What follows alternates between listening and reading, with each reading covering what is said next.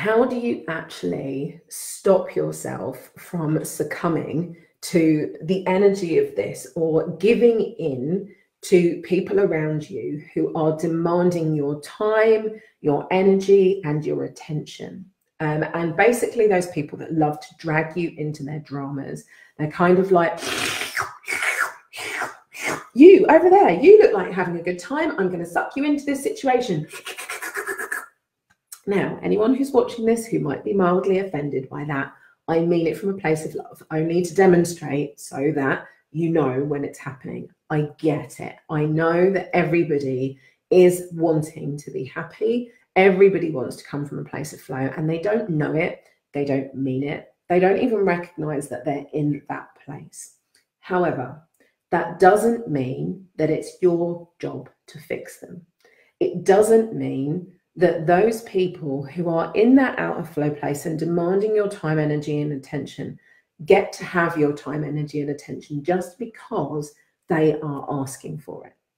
Your time, your energy, your thoughts, your emotions are all yours. Any time that we allow anyone or anything, any situation outside of us to derail our energy, the only person that can be responsible for that is us. We are the guardians of where we direct our attention to. We are the guardians of our own flow state. Yet I know it's really easy when you've got some of this stuff going on in your life to be sucked into the drama of it, and it can sweep you up for minutes, hours, days, or even weeks sometimes. And what I want to show you is how you can stop getting yourself sucked into these dramas, because the time is one of the most abundant and precious resources that we have in our life. And our energy, our attention, our thoughts, and our emotions, whilst we get sucked into that situation, it means that we're out of flow, which means that we're now not manifesting all of the other things that we want to be calling into our life experience. And it means that we're actually putting more energy into the very situation that we say that we don't want. So I'm pretty sure you'd like to know how to stop doing that if you don't know how to do it already. So number one is really, I'm just going to move this out of the way, hold on.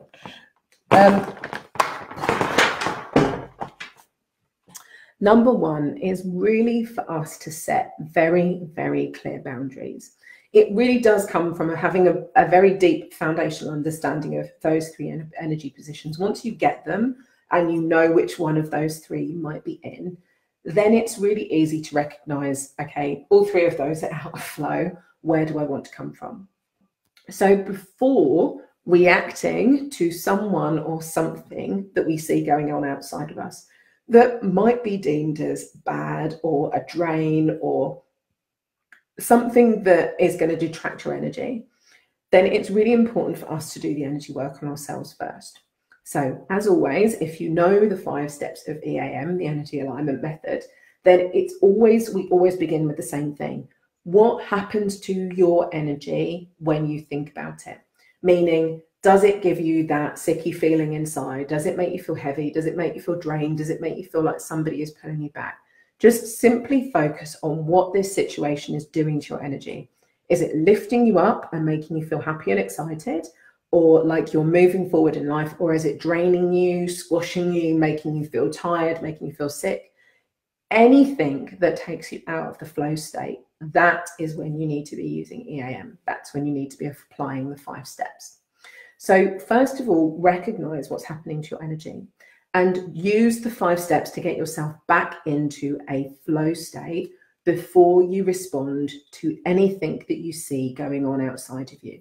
Whether this is a person that's, demanding your attention, or whether it's a situation that you feel is kind of out of control outside of you and your life experience.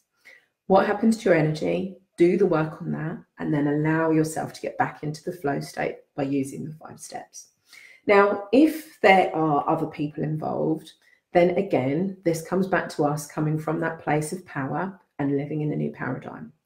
What is acceptable to you? What is okay to you? If someone's demanding your time and attention right now, and you're in the middle of doing something else, are you going to give them your time and attention when they demand it? Or are you going to respectfully give them your time and attention when it's okay for you to do that? So this is really all about setting clear boundaries. It's about making clear what you're available for and what you're really not available for, and not allowing yourself to be available for anything that doesn't feel congruent with you. Just because somebody is demanding your time and your energy and attention doesn't mean that they should have it. They are yours. You are the guardian of those things. So create some really clear boundaries. Do the work on yourself about whatever they've said, whatever they've done, or whatever's going on in the situation before you respond and communicate back. There is so much power. And again, this is something that I do talk about in the book massively. The power of your words. I cannot.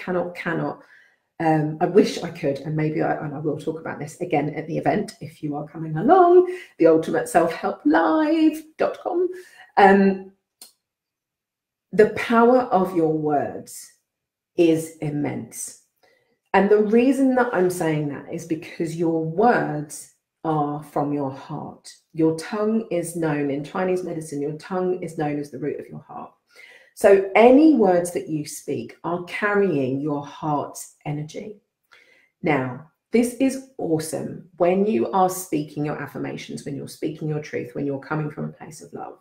However, it is also very telling when somebody is unleashing their vengeance, their spite, their fear, their blame, their shame, their guilt, because it tells you where their heart truly lies. It tells you what's really going on inside of here and what kind of person they are energetically at that time as they're unleashing it.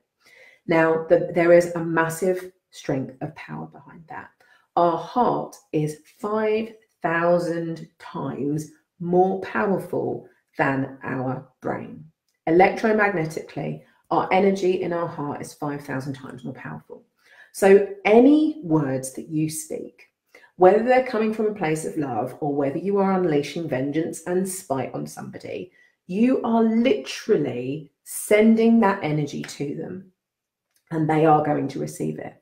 Likewise, when anybody's saying those things about you, they are sending that energy to you and you are going to receive it too. Now, law of compensation is what you give out comes back to you tenfold.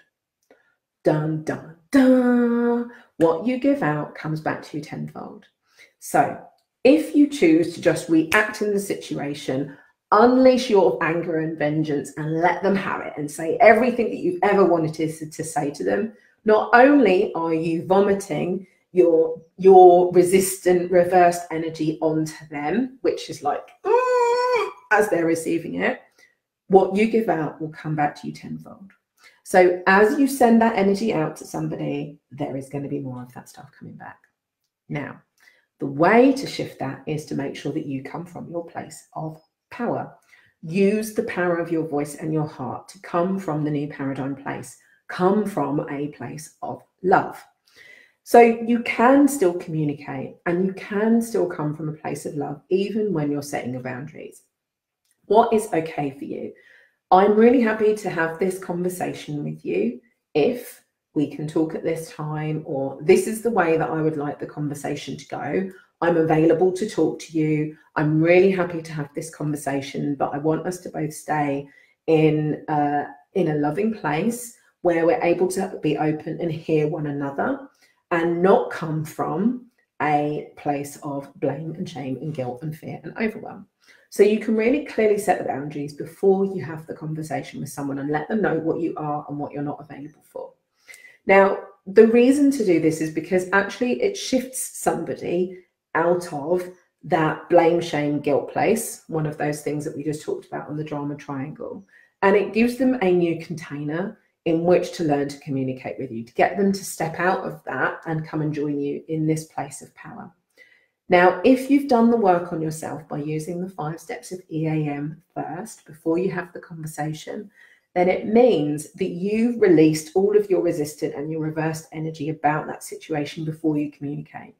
So even if the words that come out of your mouth aren't the most elegant or most eloquent when you're in the situation, if you've released that resistant and reversed energy first, they will hear you energetically because you've aligned your message to come from a place of love. More than 90% of the communication that we share is nothing to do with the words that come out of our mouths. We are energy human beings. We have learned to connect to energy and the energy behind what somebody says or does or means. And they will read that energy without ever having to consciously process it. They'll know that you mean what you say and you're coming from the right place, rather than you reacting to the situation and just unleashing what you said.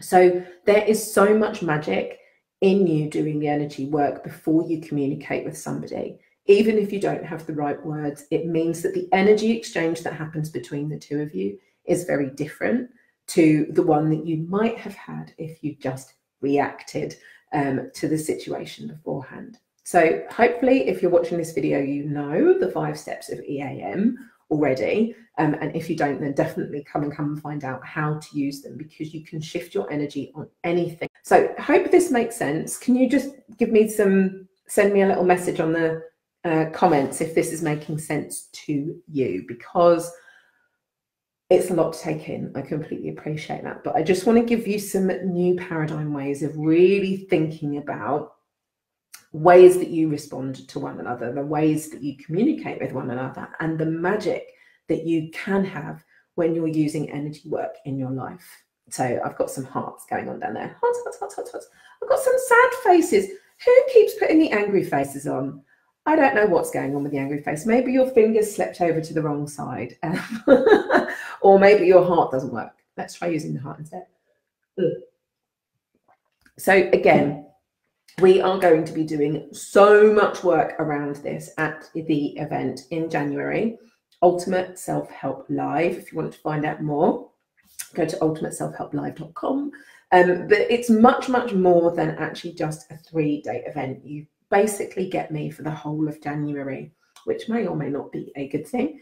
But we're going to be working together from the 9th of January. We're going to be putting together 2 trainings before the event, so that when we get to the event, we are ready to do the work. It is a 3-day transformational workshop. It is not going to be sitting down and listening to me talk for 3 days, although there will be a little bit of that. It really is about you doing the work and being supported on how to do that work with myself and our amazing team of EAM mentors who will actually be there to guide you. You're going to be working in small groups over the 3 days, and you'll be working in groups of about 8 to 10. And your mentor is there to guide you through the journey over the 3 days. Whether you're joining us live at the event or whether you are joining us from the live stream, you will still have your mentor there with you to help make sure that you do this work, that we can actually create these shifts and transformations together.